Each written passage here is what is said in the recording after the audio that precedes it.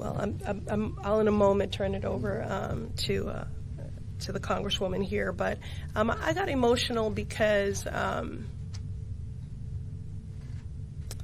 humbled, and because I feel a tremendous amount of responsibility. These are unprecedented and deeply consequential times. And I'm also emotional because I just was thinking about the labor of love that H.R. 40 was for Sheila Jackson Lee.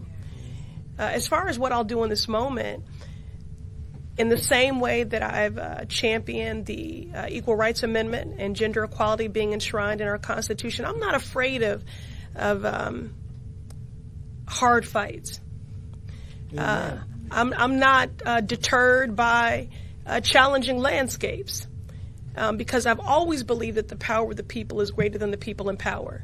And I'm so glad that Congresswoman Summer Lee spoke to the advocates and the movement, because we are grateful for the leadership of the lawmakers, the Black history makers who have shepherded and stewarded this.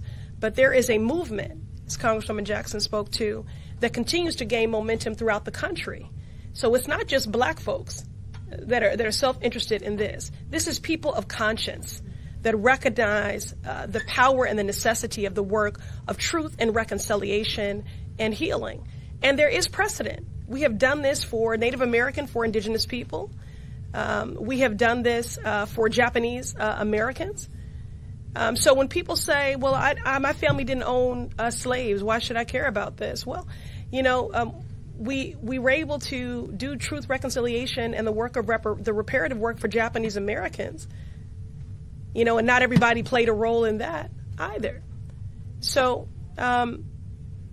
that is what brings us here today, and I'm excited to do the work of intentional and inclusive movement building and to appeal to people of conscience.